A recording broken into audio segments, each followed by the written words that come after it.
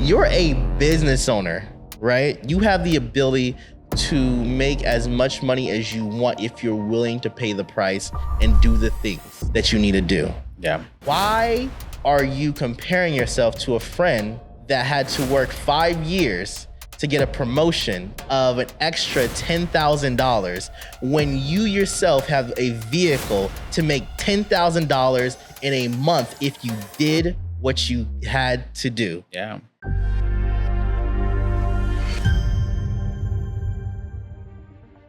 You can't fear a new tool that's being developed unless you yourself see yourself as a tool. Are you the master craftsman or are you the tool? Just fear the unknown. Yeah, yes, that's it. He has anxiety. And you can't fear that. That's where anxiety comes from. It's like we're fearing things that will never happen. We're fearing things that will never happen. Yeah. Majority of things we fear will never happen. Yeah. And if they do, okay, guess what? You saw it coming. Yeah. And you have to be okay with it. So that's a good segue from that conversation right here, because that's what I was going to ask you is that, okay, has fear and anxiety ever impacted your decision when you first started? How did that impact your business? I was never fearful to start. Okay. Now, that's not necessarily a brag or, an ego thing or whatever. I was just never fearful to start because I already knew coming in, I didn't know everything. You fear it when you feel as if you're supposed to know everything. I heard this, the CEO say this, talking to one of my clients yesterday, and he was talking about how he was having this conversation with his partners. And he said, okay, we're going to hire these people, right? And they're going to come straight out of law school, and they're going to have basic knowledge. Maybe they'll have 1 year under their belt of actual real legal experience, right? But we're going to develop them over the next 2 to 3 years under our system, and we're going to make sure that they are prepared to do what they need to do, right? Now, when you go into the understanding that you're not going to necessarily get results from this right away, then you're prepared to learn. If you're not prepared to learn and you think that you're supposed to know everything, right? You're setting yourself up for failure and to have anxiety. Because, and it can look different ways, right? So the first one is, okay, if you're going into a situation where you're not going to know everything, okay, guess what? You approach everything differently. You're asking people questions. You're trying to get better. If you go into a situation where you're supposed to be the leader, right? Okay, ask people that have already been there, hey, how do you do this? Or why do you do it this way? Right? Versus, let me continue making all these mistakes because I'm the leader and I'm supposed to know better. That's the quick way to give you anxiety because you keep making mistakes and then you make yourself look like a fool, right? The other way is when you do enter in an environment and you feel as if that everything around you is, I guess you feel like imposter syndrome, then you're going to manifest those things. You're going to manifest the mistakes. You're going to manifest the feelings of fear. You're going to manifest the problems that are going to compound over time. And so entering into a new environment can be hard, but just go in with an open mind that you may not know everything. And if you do know these certain things, guess what? Then your experience will show and you will start to catch a rhythm. But either which way, just go in with an open mind. Has there been a time where, because with the fear and anxiety, can you even leverage that to your advantage? Yeah. Use it. That is after you forgive yourself for thinking that you're supposed to know it all, right? And then you take that energy, you take that uncertainty, you take that thing that's giving you a feeling of falling and you hold on to it, then use it as fuel to push you. The way that you can kind of like manifest and, I guess, translate that into a driving force is, I don't want to feel like this anymore. How do I need to react in situations? Who do I need to become? And what do I need to know? Right? Yeah. Because that feeling of uncertainty, that you feel the same way when you're excited too. The only difference is the driving force behind it. You know? So when you hold on to that feeling, lean forward. Don't lean backwards, because leaning backwards sets you into sedation or decreasing growth, or you start to hide so you don't need to be seen.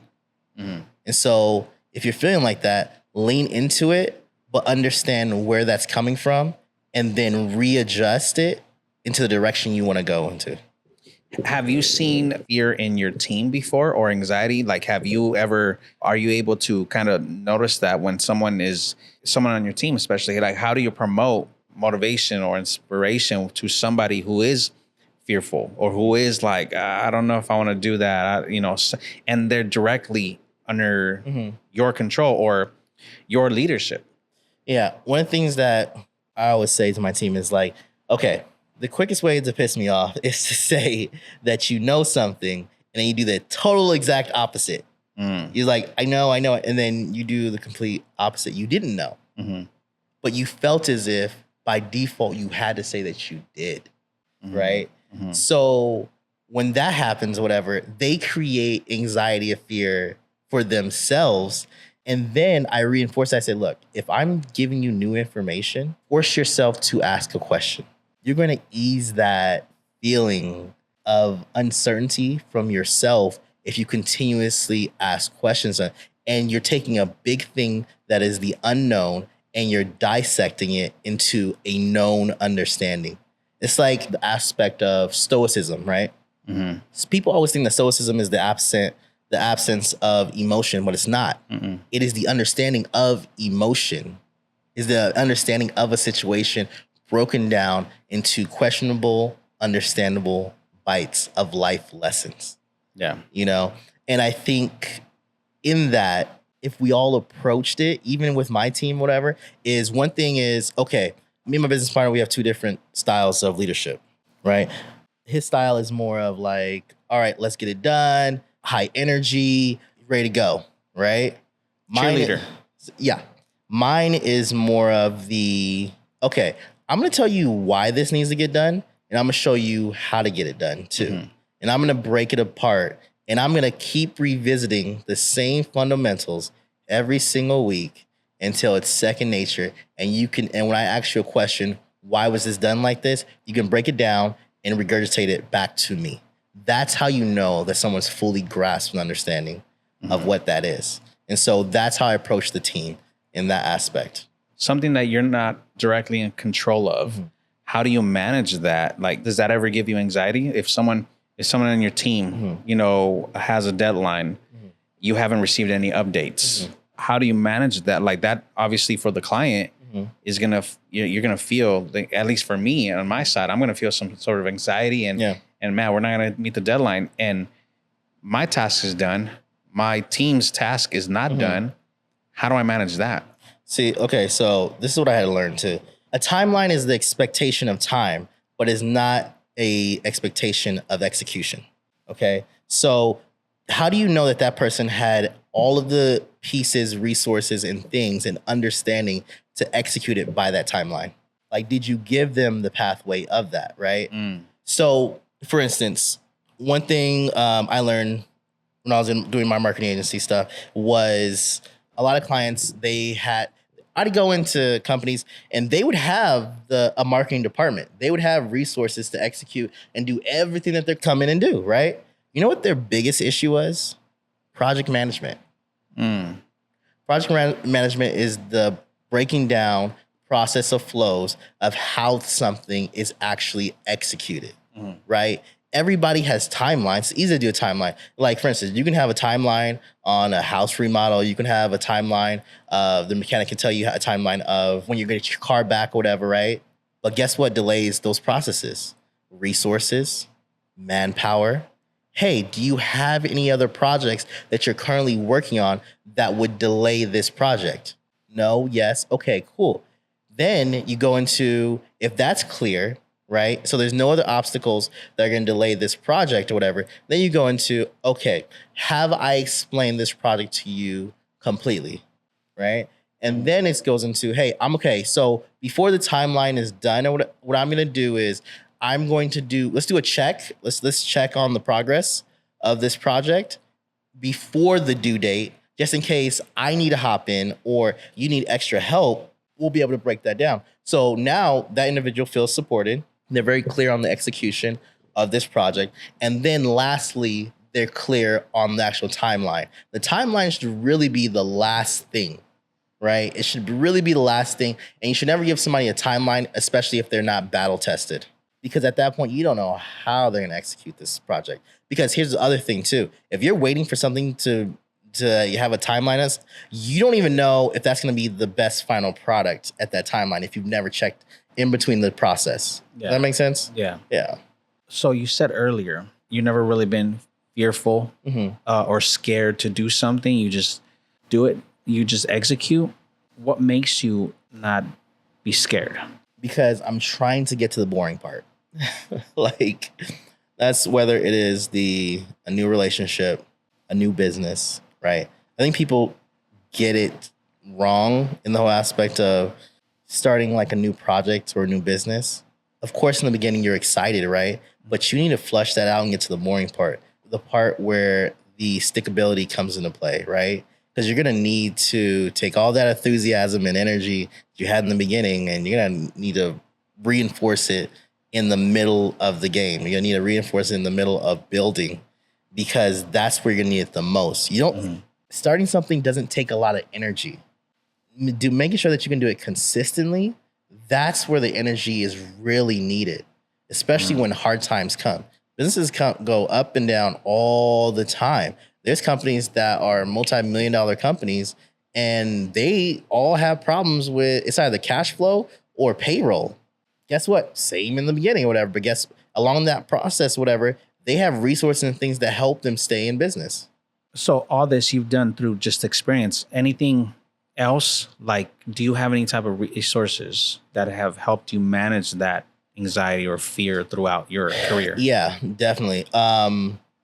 Before I had resources to go to these places that I'll mention, it was really understanding what I was feeling. You know, I think a lot of times we get into the process of thinking that what we feel is what we need, when it's different. What you feel is this fear and anxiety and all this other stuff, right? Okay, that is the feeling of so I may need to go and communicate and talk about what I'm feeling, right? Then what I actually need is the deeper reason for why I'm feeling this way and why I made decisions that got me into this space, right? Yeah. And so if you're able to dissect the two, then your healing process will be expedited, because you're able to communicate and attack and put in places, people, and protocols to help you along that path.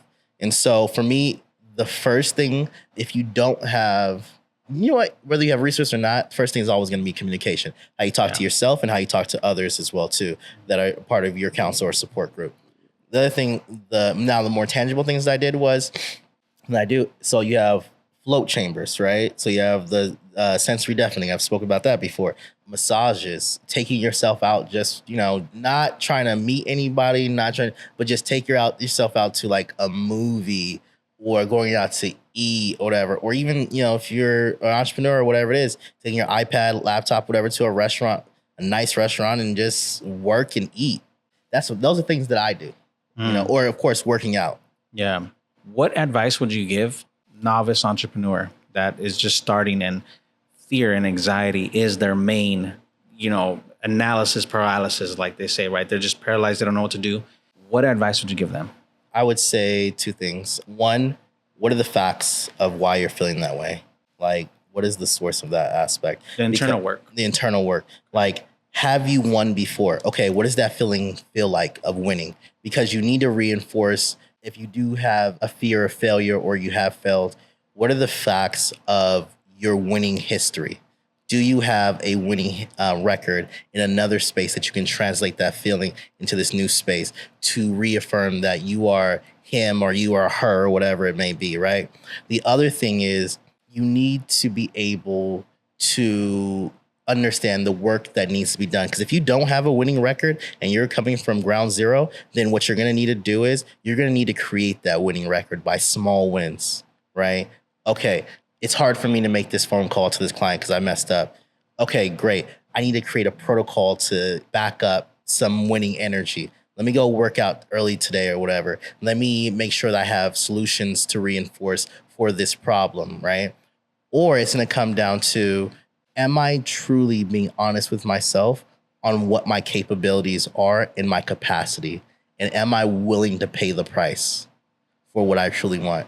Because that honesty in oneself of, am I truly willing to pay the price? That'll determine whether you even want to stay in the hunt. I know that fear, it's pushing yourself out of your comfort zone. Mm-hmm. How do you manage, or how do you maintain a balance between, the times you have to push yourself out of your comfort zone and then managing the anxiety that might come with it? Well, you have to realize, okay, if you're going to move forward, right? So you've already come to realization that there's a space that you want to grow in, right? And if you are really looking with your eyes open, is your comfort zone giving you the results that you want? Because if it's no, then that may be the cause of why you even feel the anxiety to begin with, right? Now, you're going to feel, if that's the case, then if you feel anxiety over here, guess what? You start something new, you're going to feel it over there too. Mm-hmm. So there's a saying that says, you got to choose your hard. Okay, what hard do you want to choose? You can choose the one that gets you the results, right? Yeah. Or do you want the one that is getting you the same results and declining who you are in the same space? So if I'm always going to have this feeling, why not go for the one that I know is going to change things for me and get me the results that I actually want?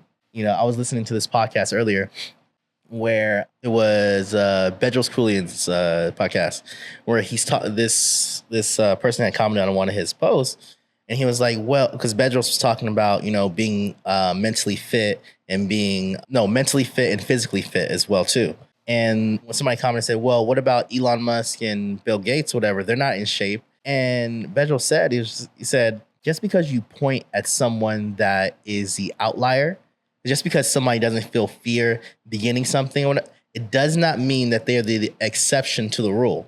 If you yourself are not getting those results or have not got to that level that you see other people, that you're comparing your other, because that's another thing is, comparison is the thief of joy. Yeah. So you're comparing yourself to someone else that is way ahead of you, and you're making your decisions based off of where they're at, you'll never get to where they're at. Because you don't understand that there's just certain things and certain rules that you have to do that some people may have not had to do because of connections, where they were born, who their family they were born into, whatever it may be. But there is a foundation of hard work that you have to put in, because you don't know what battles somebody else had to fight in order to get to where they're at. You're just looking at the destination of where they're currently at. Mm-hmm. That makes sense? Yeah. And that's the same thing that goes back to even what we're talking about in the last episode, where you're comparing yourself to someone that's way ahead of you based off of where you're at. So you don't even see yourself at where you're currently at, because where you're currently at was not the final destination, but your final destination is what somebody else is praying for. Does that make sense? Yeah, like we were talking about earlier. Exactly. Yeah. So where you're currently at is where someone else is praying for. That's their final destination, right? Yeah. But your final destination of where you want to be at is way over there. Yeah. And so we have to be mindful on the journey steps and the placements of what we're comparing ourselves to, so that we do not negate what we've done and we honor what we have done. Because that honoring what we have done, those are the facts. Yeah. So what are the facts of my journey that can reinforce me when I feel the anxiety, the pressure, the failure?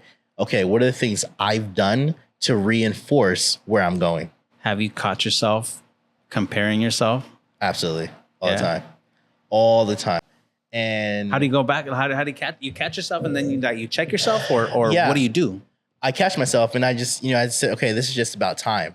It's about time. And to also that's a great time to reassess of why do I feel that way? Why do I feel that way? You know, when you're in that space and you're comparing, that may you were fine days, weeks, hours ago with everything else that you had. You get exposed to a new place, understanding, or resources. Then you start feeling bad because you're just like, okay, I thought I was doing well, but now I know that there's other people that are doing better than me or whatever, or my friend got a promotion or whatever. But that's the other thing. We compare ourselves to things that we don't even want. You're a business owner, right? I had a conversation with a friend of mine. You're a business owner, right? You have the ability to make as much money as you want if you're willing to pay the price and do the things that you need to do. Yeah. Why are you comparing yourself to a friend that had to work 5 years to get a promotion of an extra $10,000 when you yourself have a vehicle to make $10,000 in a month if you did what you had to do? Yeah. But you're saying, oh, they're going to make $10,000 more a year or whatever than where I'm currently at. They don't necessarily have the ability to do that. Theirs is based off the timeline of a company. Yours is based off the timeline of what your capacity is. Yeah. But we compare ourselves to things that we don't even want. You don't want to go work for a company. So why are you comparing yourself to that? So you're giving yourself anxiety, fear, all this stuff because your friend got a promotion. You should be excited for your friend. Yeah. Not in comparison to your friend. Yeah. They're comparing apples to oranges. Exactly. They're not in the same game. Right? Exactly. Same timeline, you know. And it's ridiculous. Yeah. I heard this thing. It was you're in different time zones, right? So even your entrepreneur friends, like even like yourself, we started similarly, right? But you started 5 years before me. Yeah. You had everything that you've built it, 5 years before I even met you. And I was just starting my journey, and you're young, you're 5 years younger than me. Right. So it's like, some people like my brother, he has a beautiful family, 2 daughters, wife. He bought a home a year ago. He's 5 years younger than me. I don't have a house. And he tells me, man, I love what you're doing. I'm so proud of you, everything that you've done. And it's like, well, Mike, you're not in the same field as me. Like, you've accomplished a lot too. Like he's working for a company. He pretty much does what I do at a smaller scale with a bigger company. Yeah. So he's a W-2 employee, but he's doing the same things as I do. He works hybrid, remote, sometimes in the office, sometimes out remote. Yeah. He goes and shoots, he edits here and there, but he's doing the same thing. He loves it. And his thing is consistency in the paycheck, right? Yeah. He knows when his next check is coming. I don't. I know where my next check is coming because of the work that I'm doing. Yeah. So I know that this check is going to come in. Absolutely. I just landed 2 more clients, so I just increased my income. Nice. So as of July, it's going to go up. So that's cool. But yeah, he was comparing himself, and I'm thinking to myself, well, it's kind of like he doesn't want this life. No. He does not want to be an entrepreneur. He doesn't want to own his own business. I've told him countless times, you already do that for somebody else. You can make a lot more if you do that with me. Yeah. He doesn't want to, right? And I don't want, I'm not, I'm good with my son. He's 16 years old. He's driving. Yeah. I don't want to start over with kids. So, I'm not looking to get married anytime soon. And I don't have the need for a home right now. Yeah. So there's 2 different areas, and we've both done great. It just doesn't. So I catch myself too sometimes comparing, like, man, some of the people I went to high school with, they have a lot more than I have, right? But then it's like what you said right now. I don't want that. Yeah. I don't want the same thing that they have. No, you don't. But it's just like you want that feeling of, it's easy to, success can be success. Everybody wants success, right? But is it your success that you are comparing yourself to? Like, what's success for you, versus everybody else? So you got to be mindful of that comparison game, because you can get that thing and you don't want it. You just don't. Like, I had somebody tell me the other day, I have time freedom. I have a lot of time on my hands. When I finished the other day, it's like you said, people want what I have right now. But I have a friend, he works 40 hours a week, and he was telling me, man, I wish, I had what you have. And I'm thinking to myself, you don't want this stress. You don't want what I'm going through. You don't want any of that stuff. But then I paused, and I think I finished last week. I finished all the projects that I needed to turn in. And I looked at my work. I was going through it, my computer and the files. I said, oh, it's 11 a.m. I don't have anything else. There's no appointments that I have to go to. There's no calls that I have to get on to with the client. I usually get on marketing calls or mastermind calls with some of the clients. And so my whole day is free. I don't have anything else to do anymore until tomorrow, the next day. And I thought to myself, this is what they must be talking about. This is what everybody wants, is time, freedom, time to themselves. So I just sat down, I started reading a book and listening to the audiobook and just chilling the rest of the day because and it felt great. And that's a blessing, because the reality is that that's not always going to be the case. No, not always. No. Yeah. And my thing is, there's always something for me to do. Yeah. Always something for me to do. But you want to get to the point where you can make the decision, okay, this can be held off. Let me take time for me. Yeah. And I think in this season, I'm taking a lot of time for me. Yeah. A lot of time for me. Same here. And as I develop the man and as I focus on my next evolution for me, because I'm stepping into my next evolution as it is right now. And for me, that is where I'm not entertaining any type of external energy or whatever other than what I currently have. And I'm just focused on me, because I need to make sure that certain feelings I no longer feel or no longer control me. Mm. With me, I have a lot of free time that I do have, I call it. So a lot of people will look at me and look at what I'm doing and say, man, he's working a shit ton of hours on his stuff. And I'm thinking to myself, it's not so much that I'm like working for somebody. If I'm done with my projects, there's always something to do, whether it be growing my business, maybe developing myself. So even if I'm done with the projects, I'm still on the computer working on other stuff that's going to drive and push my business or push me to the next level. Absolutely. And a lot of people look at that as like, oh, you work too much. Oh, well, you're always on here. I'm like, well, not all of it is actual work. Like I do like actual client work. If we're trying to if you want to compare versus some of my friends that are working 40 hours a week, whatever they're making in a week, I'm probably spending less than half the time to make that same. And because of my line of work and my clients, right? The rest of the time that I do spend on the computer is not necessarily work for a client, because all my projects are done. It's actually work on, it's not even work. It's stuff that I tell myself it's not work. It's what needs to be done in order for me to excel, in order for me to get to the next level, in order for me to evolve. I have to learn something else. I have to work on myself, and I just enjoy it. Yeah. I don't focus like on, man, this is tough work. This is, like Steven, he'll text me. He's like, hey, what are you doing? I'm on a computer. You're always on a computer. Well, I'm always doing something on the computer. It's just because there's so much to it. Yeah. I think there's layers. That's where, I guess that would be another way too. If you're feeling kind of fear and anxiety or whatever, find the joy in your work. Yeah. Re-engage and find the joy in your work. Yeah. Of becoming and getting better. Yeah. That's something else that you can do, is re-engage and find the joy in what you're doing. Mm-hmm.